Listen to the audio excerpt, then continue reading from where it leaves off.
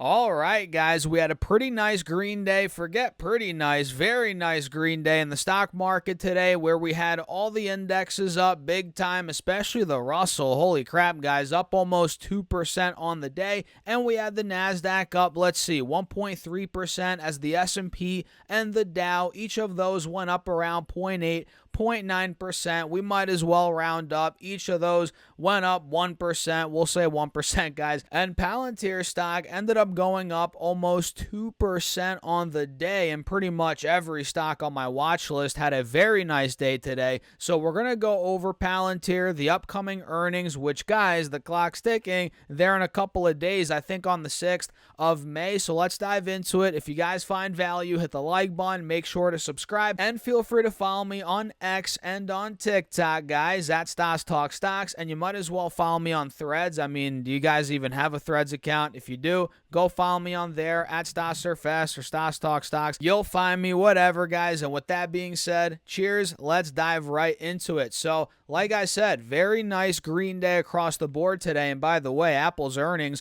are coming out in about 5-10 minutes after this. So essentially, I'm going to film this video, film the Apple earnings video, dive into those earnings. So I'm freaking pumped, guys, and we'll see how the markets do after Apple's earnings. But in this video, guys, we're focusing on Palantir, as again, they're set to report earnings in a couple of days. And this company, although it's a fraction of Apple, it's also very important to watch. And again, we're going to break that down here in this video. So Palantir went up 2% today, and clearly we are noticing an ascending triangle on this intraday chart. You guys can see here we have clear higher lows being made, right? Let me get the circle tool out, the handy dandy circle tool. You guys see this higher low, boom, higher low, higher low, but at the same time, we have resistance at about 22.75, right? We had that earlier today, in the morning today as well, also yesterday, pre-market today, right?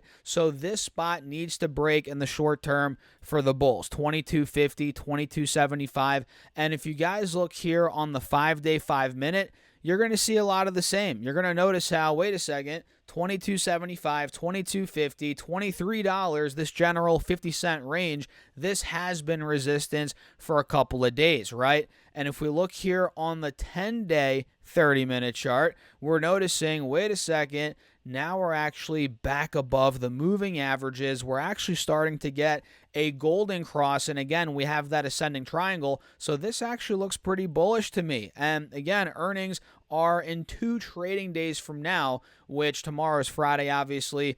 Monday's the day after that, if you guys didn't know, the next trading day, that is, and they're coming out after the bell. So we literally only have 2 more trading days until Palantir's earnings, and I'm telling you guys, if we start clearing above 23, we might start moving aggressively, especially if earnings are strong. And here on the 20-day chart, and especially if guidance is strong, let me add that. Guidance is very important. And here on the 20-day chart, you're noticing a golden cross. We're above both moving averages, which is phenomenal. And on the 4-hour, excuse me, guys, geez, I wish I had some water right now. I'm actually completely out of my water. Dang it. I'll get some more after this video quickly before we make the Apple earnings video. Either way, yeah, Palantir, look at this. Look at this, guys. If I draw the channel out, and I've done this before, but I'll show you again. We're noticing we're struggling at the top of the channel, right? Look at that. We're at the top of the channel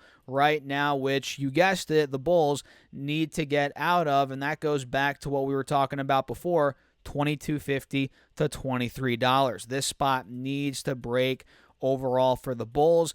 And if we do start seeing this breakout, guys, post earnings on strong guidance, really, I think if guidance crushes, and I'm sure you guys will agree, that's what's going to cause Palantir to rocket, right? We're always looking at the forward, or the future rather. Stocks are forward looking, right? So they love it when guidance is strong, and especially above what the estimates are. So yeah, essentially it all comes down to 23 bucks, guys. Let me set my alert there right now. Mark is at we're above $23, and I'll do another one at 23.50. Why not? Might as well. Let me do that now.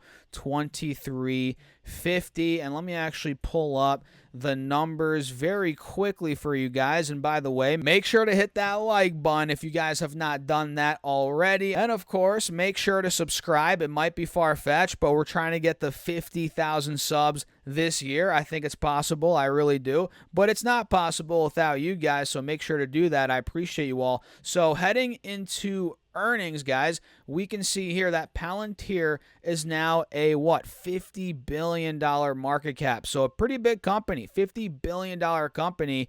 Palantir is, and of course their beta is unbelievable. If you guys didn't know, beta essentially, if it's over a 1, the beta, it's way more volatile than the overall stock market. So the stock market's 1, under 1, it's less volatile than the overall stock market in layman's terms. So think of a lot of the under 1 stocks are like the tobacco stocks, for example, BTI or Altria. I'm pretty sure both of those have a beta under 1, but stocks that are very volatile have a beta over 1, right? Over 2. In this case, Palantir's got a 2.77 beta with a 250 price to earnings ratio. Of course, as they get more profitable, that number will come down. Granted, that's if the stock price stays the same, which we're not going to get into all that in this video. But generally, yeah, when earnings go up, right, the P is going to come down a bit. We'll see. We'll see how it plays out over time here. But enough of that. Let me show you guys here the analysis tab if this wants to work. Come on. Why is it freezing on me? Let me actually refresh this, guys. Safari is a piece of crap. I don't know why I still use Safari. I'm just so, used to using Safari. I have Google Chrome right down here, but I'm still on Safari, guys. Make it make sense. I don't know what's going on. This thing's freezing. But of course, I'll just cut the video up so you guys aren't here forever. So here's statistics. No, we want analysis. Come on. We want the analysis tab. Okay, that took long enough. Geez. So based on 14 analysts, the average estimate right now for EPS is 8 cents. The low estimate is 7 cents. And the high estimate is 10 cents, with a year ago them doing 5 cents of EPS. And for revenue, let me see here, guys. It looks like average estimate is 625. The low estimate 613 million, of course, and the high estimate is $740 million, with a year ago them doing 525. So that is projected to be up 19%.